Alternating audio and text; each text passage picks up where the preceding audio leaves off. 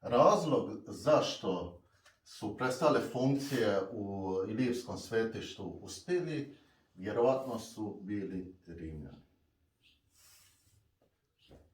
Na samom gradu i uokolo, odnosno na njegovim padinama, pronađeni su tragovi rimske vojne opreme, poput vojnih fibula tipa Elesije, koji se datiraju negdje od 50. do prve godine prije Krista. Također nađeni su i projektili škorpiona, baliste, koji su vjerojatno bili ispaljivani sa susjednog brda Nakovanića. Međutim, najveći broj nalaza odnosi se na olovne projektile kojih je pronađeno preko 100. Također nađene su i zakovice koje su koristili rimski legionari na njihovim kaligama, odnosno vojnim čizmama.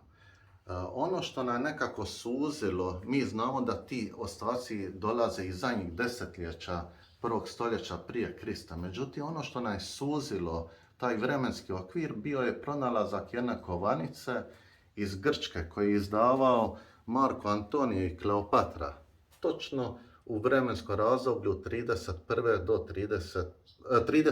do 31. prije Krista. Znači, suzili smo taj vremenski okvir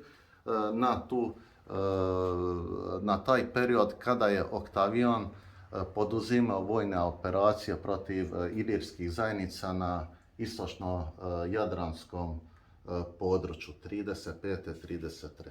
I to su prvi materijalni dokazi Oktavijana na području Hrvatske. Inače, Oktavijan nakon toga ulazi u sukob, odnosno rat protiv Marka Antonija i Kleopatra i naravno pobjeđuje ih i postaje prvi rimski car koji će vladati rimskim carstvom sljedećih 40 godina.